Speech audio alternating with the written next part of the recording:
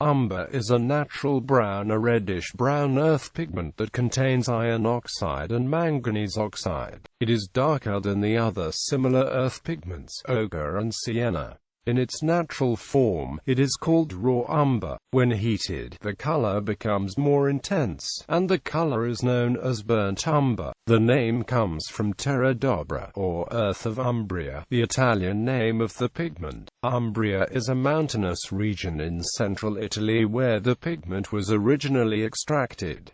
The word also may be related to the Latin word umbra. Umber is not one precise color, but a range of different colors, from medium to dark, from yellowish to reddish to grayish. The color of the natural earth depends upon the amount of iron oxide and manganese in the clay. Umber earth pigments contain between 5 and 20% manganese oxide, which accounts for the being a darker color than yellow ochre or sienna. Commercial colors vary depending upon the manufacturer or the color list. Not all umber pigments contain natural earths. Some contain synthetic iron and manganese oxide, indicated on the label. Pigments containing the natural umber earths indicate them on the label as phosphorus heptabromide, following the Color Index International system. The color shown in the box at right is one of the many commercial varieties of umber. For the ISCC-NBS color list, ISCC-NBS Dictionary of Color Names, color sample of umber. History. Umber was one of the first pigments used by man. It is found along with carbon black, red and yellow ochre in cave paintings from the Neolithic period.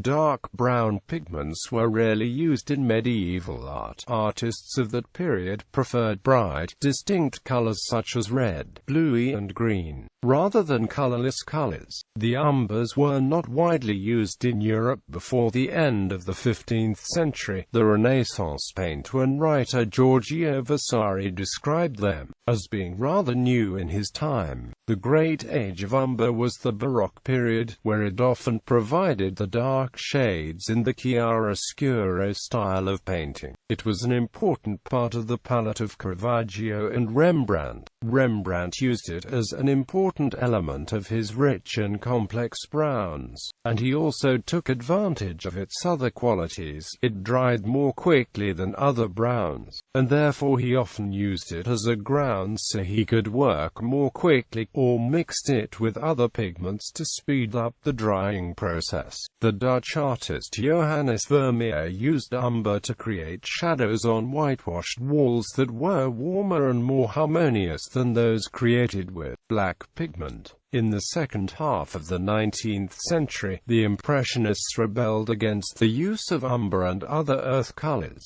Camille Pissarro denounced the old, dull earth colors, and said he had banned them from his palette. The Impressionists chose to make their own browns from mixtures of red, yellow, green, blue and other pigments, particularly the new synthetic pigments such as cobalt blue and emerald green that had just been introduced.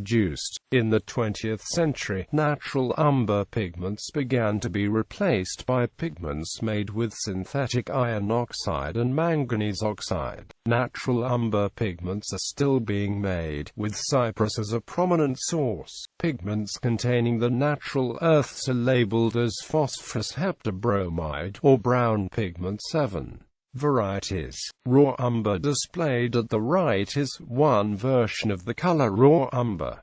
The source of this color is ISCC-NBS Dictionary of Color Names, color sample of raw umber. Burnt umber. Burnt umber is made by heating raw umber, which dehydrates the iron oxides and changes them partially to the more reddish hematite. It is used for both oil and watercolor paint.